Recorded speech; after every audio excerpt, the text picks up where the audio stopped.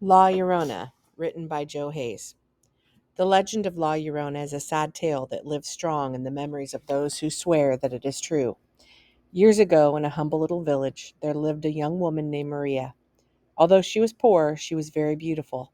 In fact, many said she was the most beautiful girl in the world. As a result, Maria thought she was better than everyone else. As she grew older, her beauty increased, as did her pride.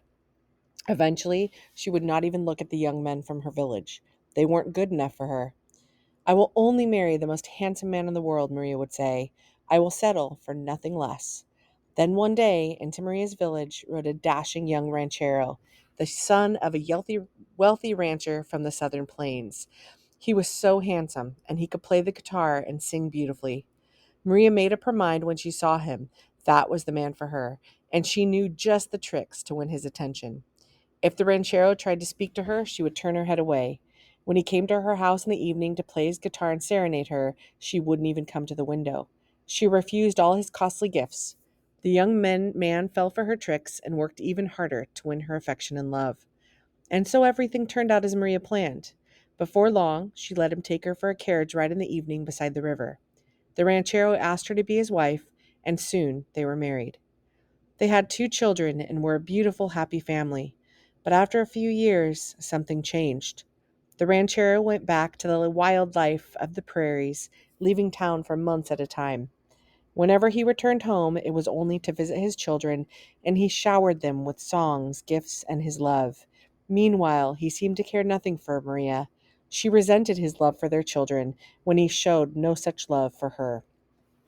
Soon afterward, Maria began to hear town gossip of her husband's plans to abandon her and marry a wealthy woman and take his dear children to live with him in a luxurious mansion. Her pride hurt, Maria became furious and felt hatred towards her children because he preferred them over her. One evening, as Maria was strolling with her two children on the path near the river, the ranchero came by in a carriage. An elegant lady sat on the seat beside him. He stopped and spoke to his children without even looking at Maria. Then he whipped the horses and drove up the street. Completely overcome with jealousy and rage, Maria howled in anger and turned to stare at her children, who innocently looked at her in fear. Her children had always represented the love she had in her heart for her husband, but now, as she stared down at them, her rejected heart felt only hate. Maria blamed her children for stealing her husband's love from her. Overwhelmed by emotion, Maria lost all self control. Bitter towards her children, she suddenly snatched them up in her arms while they screamed. Her mind set on punishing her husband for taking away his love. She decided to take from him the only things that he loved.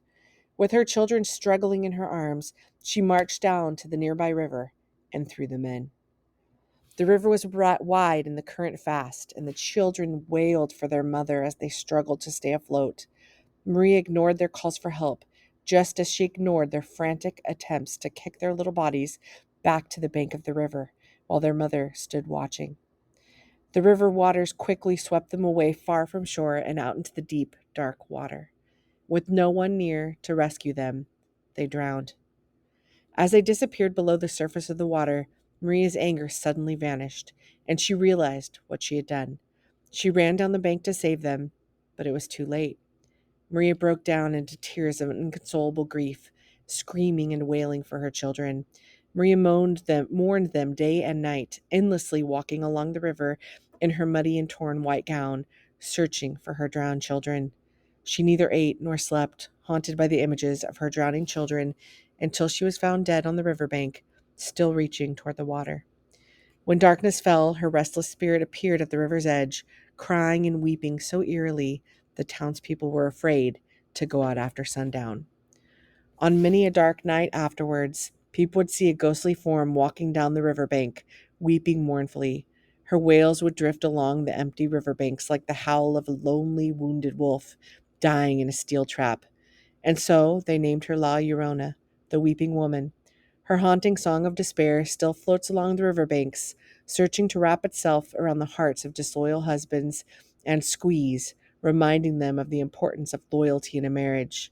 On dark, misty nights, when the sorrowful sound of her sobs are carried on the breeze from the river, parents lock the doors and embrace their children, fearful that La Llorona might catch them and carry them away to replace her own lost children.